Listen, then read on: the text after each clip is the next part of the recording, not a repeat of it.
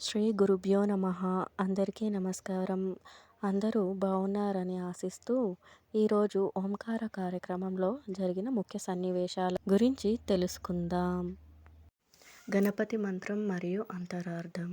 ఈరోజు మనం ఒక గొప్ప విశేషమైన యోగక్షేమం మరియు జీవితంలో మీరు ఏం కావాలో అది పొందే అద్భుతమైన అవకాశాన్ని తెలుసుకుందాం. దీన్ని జాగ్రత్తగా విని నమ్మకంతో ప్రయోగిస్తే మీరు అనుకున్నది ఖచ్చితంగా జరిగి తీరుతుంది. మంత్రబలం. ఈరోజు మనమందరం కూడా పుష్యమి నక్షత్రంలో మహాగణపతిని ప్రార్థిద్దాం. మహాగణపతిని ప్రార్థిస్తే మన జీవితంలో విఘ్నాలు లేకుండా కాపాడతాడు. గణపతి ఎప్పుడు మన మనస్సుని జాగ్రత్త వ్యవస్థ చేస్తూ ఉంటాడు. సిక్స్త్ సెన్స్ మరియు జాగ్రత్త. జీవితంలో ఎక్కడైనా దూర ప్రయాణం చేసేటప్పుడు ఇంటి నుంచి బయటకు వెళ్ళక ముందే టైర్ పంచర్ అవడమో లేదా ఇంకెవరో గొడవకు రావడమో ఇలా ఏదో ఒక శకునంలాగా మన సిక్స్త్ సెన్స్ తెలియజేస్తుంది. దాన్ని గమనించకుండా ముందుకు వెళ్ళే వాళ్ళకి ఆ రోజు చేసే పనిలో ఏదో ఒక సమస్య ఎదురవ్వడం లేదా ఆ పని ఆగిపోవడం జరుగుతుంది. ఎప్పుడైతే ఇటువంటి చిన్న చిన్న వాటిని జాగ్రత్తగా గమనించడం అలవాటు చేసుకుంటామో అప్పుడు మన సిక్స్త్ సెన్స్ ఏదో మెసేజ్ ఇచ్చిందని మనం గ్రహించవచ్చు. దీని ద్వారా ఏదైనా చెడు ప్రమాదం లేదా మనం వెళ్ళే పనిలో నెగటివ్ జరగొచ్చని ముందుగానే తెలుసుకోవచ్చు. ఇటువంటి వాటిని నిర్లక్ష్యం చేస్తే జీవితంలో మన సిక్స్త్ సెన్స్ ఏదో మెసేజ్ ఇచ్చిందని గ్రహించవచ్చు. దీని ద్వారా ఏదైనా చెడు ప్రమాదం లేదా మనం వెళ్ళే పనిలో నెగటివ్ జరగొచ్చని ముందుగానే తెలుసుకోవచ్చు. ఇటువంటి వాటిని నిర్లక్ష్యం చేస్తే మన జీవితంలో ప్రమాదాలు లేదా చెడు ఎదురయ్యే పరిస్థితులు ఏర్పడతాయి. జపించాల్సిన మంత్రం. ఆ గణపతిని సిద్ధి చేసుకోవాలంటే మరియు జీవితంలో జాగ్రత్త వ్యవస్థకు రావాలంటే ఈ నామాన్ని భక్తిపూర్వకంగా జపించండి. ఓం గం గణపతయే నమః. ఓం గం గణపతయే నమః. ఓం గం గణపతయే నమః. జాగ్రత్త వ్యవస్థ. గణపతి మన మనస్సును ఆలోచనలను క్రమబద్ధం చేసి మనల్ని ఎప్పుడూ జాగ్రత్తగా ఉండేలా చేస్తాడు. Sixth sense. మనం ఏదైనా పని మీద బయలుదేరినప్పుడు మనకు ఎదురయ్యే చిన్న చిన్న ఆటంకాలు, ఉదాహరణకు టైర్ పంచర్ అవ్వడం లేదా ఎవరైనా గొడవకు రావడం మన సిక్స్త్ సెన్స్ ఇచ్చే హెచ్చరికలు. అప్రమత్తత. ఇటువంటి సంకేతాలను గమనించి జాగ్రత్త పడటం ద్వారా జరగబోయే ప్రమాదాల నుండి లేదా పనులలో ఎదురయ్యే ఆటంకాల నుండి మనల్ని మనం రక్షించుకోవచ్చు. వీటిని నిర్లక్ష్యం చేయడం వల్ల ఇబ్బందులు ఎదురయ్యే అవకాశం ఉంది. మంత్రం. గణపతి అనుగ్రహం కోసం మరియు జీవితంలో క్రమశిక్షణతో కూడిన జాగ్రత్తను అలవర్చుకోవడానికి ఈ మంత్రాన్ని భక్తిపూర్వకంగా జపించండి. నిన్నటి కార్యక్రమంలో బ్రహ్మముద్ర గురించి తెలియజేశారు గురువుగారు. ముద్ర యొక్క ప్రయోజనాలు మరియు నియమాలు తెలుసుకుందాం. ఈ బ్రహ్మముద్ర అత్యంత శక్తివంతమైనది. దీనిని సరైన పద్ధతిలో వేస్తే ఆశించిన ఫలితాలు లభిస్తాయని పేర్కొన్నారు. ఈ బ్రహ్మముద్రను పూర్తి నమ్మకంతో చేయాలి. దీనిని కేవలం మంచి పనుల కోసం మరియు ధర్మబద్ధమైన కోరికల కోసమే ఉపయోగించాలి. ఇది మనసుకి ఎంతో ప్రశాంతతను చేకూరుస్తుంది. అలాగే ఆర్థికంగా ఎదగాలని కోరుకునే వారికి ఈ ముద్ర ఎంతగానో తోడ్పడుతుంది. కష్టం మరియు వాస్తవికత. ముద్రలతో పాటు వ్యక్తిగత కృషి కూడా అంతే ముఖ్యమని గురువుగారు నొక్కి చెప్పారు. కేవలం ముద్రలు వేసినంత మాత్రాన రాత్రికి రాత్రే కోటీశ్వరులు కాలేరు. దానికి తగిన కష్టం తోడవ్వాలి. మూఢనమ్మకాలు. ఒక్క వారంలో లేదా ఒక్క రోజులో అద్భుతాలు జరుగుతాయని చెప్పే మాటలను నమ్మవద్దు. అది మూఢనమ్మకమని హెచ్చరించారు గురువుగారు. వ్యాపారాలు లేదా వ్యవసాయం ప్రకృతి వైపరీత్యాల వల్ల లేదా కోవిడ్ వంటి పరిస్థితుల వల్ల ఎప్పుడైనా దెబ్బతినవచ్చు.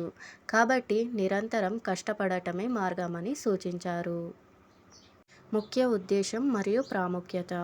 విద్య మరియు ప్రతిఫలం జీవితంలో ఎంత కష్టపడితే అంత ప్రతిఫలం దక్కేది కేవలం చదువులో మాత్రమేనని, వ్యవసాయం వంటి వాటిలో నష్టాలు ఉండవచ్చని ఈ వీడియోలో పేర్కొంటోంది. ఈ ముద్రను సాధన చేయడం ద్వారా జ్ఞానాన్ని మరియు అభివృద్ధిని పొందవచ్చు. గృహయోగం కోర్టు సమస్యల్లో విజయం లేదా మరేదైనా ధర్మబద్ధమైన కోరికను నమ్మకంతో కోరుకుంటే తప్పక నెరవేరుతుంది అని తెలియజేశారు గురువుగారు. బ్రహ్మముద్ర వేసే విధానం. ఈ ముద్రను ప్రతిరోజు ఉదయం లేదా సాయంత్రం వేయాలి. దీనిని ఇన్ఫినిటీ ముద్ర అని కూడా అంటారు. వేళ్ల అమరిక. రెండు చేతుల మధ్య వేళ్లను పరస్పరం కలిపి వాటిని రెండు బొటన వేళ్లతో లాక్ చేయాలి. గొలుసు ఆకారం. ఇది చూడటానికి ఒక చైన్ లేదా ఇన్ఫినిటీ గుర్తులా కనిపిస్తుంది. ఉంగరం వేలుకి చిటికెన వేలుని చిటికెన వేలుకి చేయాలి. ఇది చూడటానికి ఒక చైన్ లేదా ఇన్ఫినిటీ గుర్తులా కనిపిస్తుంది.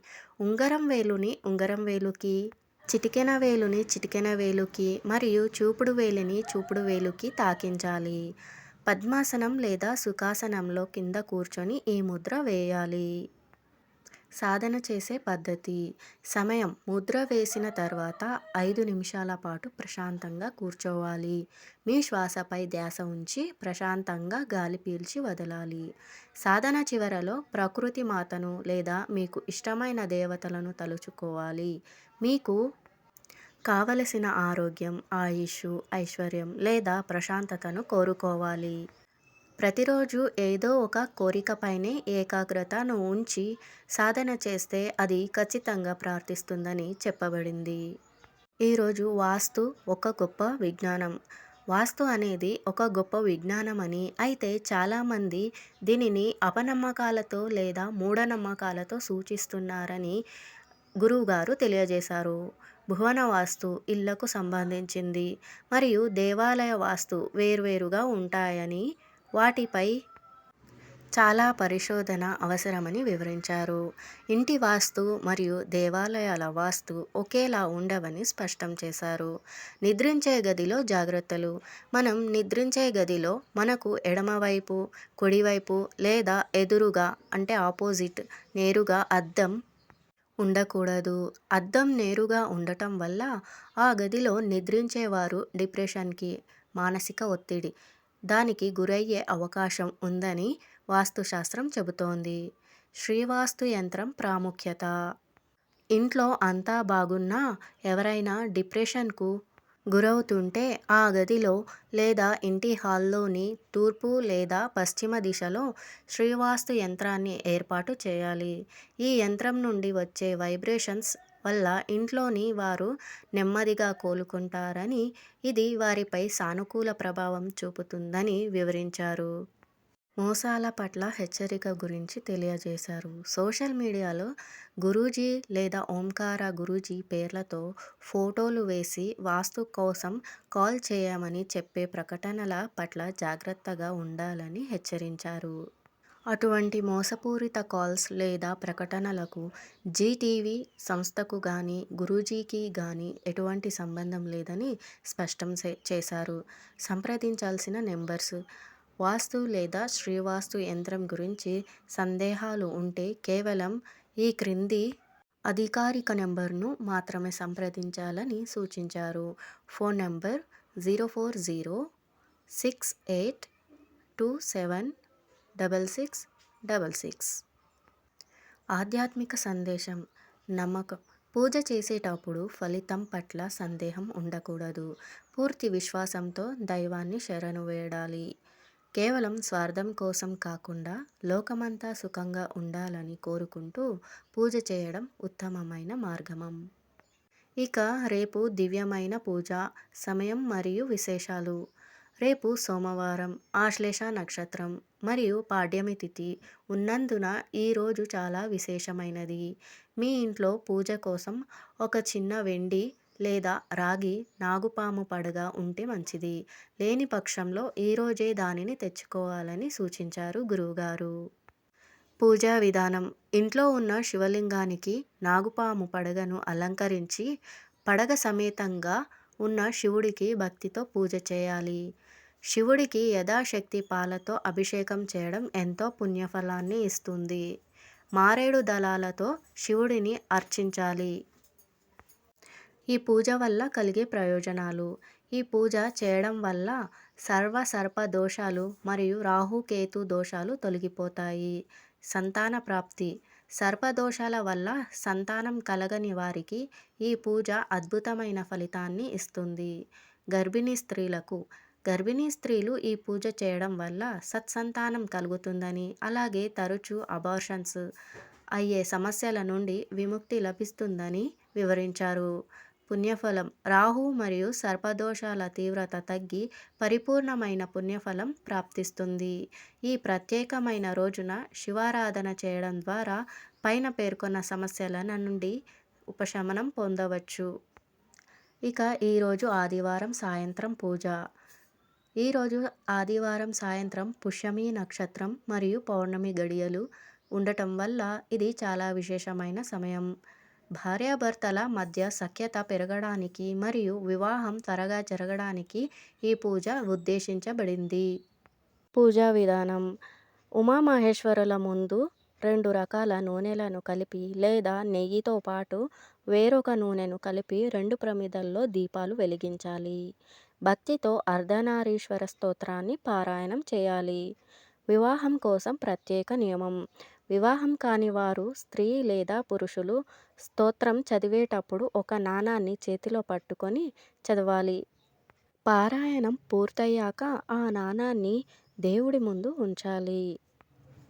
పూజానంతరం దేవుడి ముందు ఉంచిన ఆ నాణాన్ని తీసుకొని శివాలయానికి వెళ్ళాలి. స్వామి, నాకు త్వరగా వివాహం జరగాలి అని ప్రార్థించి ఆ నాణాన్ని ఆలయంలోని హుండీలో వేయాలి. ఈ విధంగా చేయడం వల్ల భార్యాభర్తల మధ్య అనుబంధం బలపడుతుందని మరియు వివాహ ప్రయత్నాల్లో ఉన్నవారికి త్వరలో వివాహం జరుగుతుందని వివరించారు. ఇది ఈరోజు ఓంకారం మిస్ అయిన వారి కోసం మళ్ళీ రిపీట్ చేయడం జరుగుతోంది ముఖ్యమైన విషయాల గురించి. ఈ వీడియో మీకు నచ్చినట్లయితే లైక్ అండ్ సబ్స్క్రైబ్ చేసుకోండి. సర్వే జన సుఖినో భవంతు. అందరూ బాగుండాలి, అందులో మనం ఉండాలి. ధన్యవాదాలు.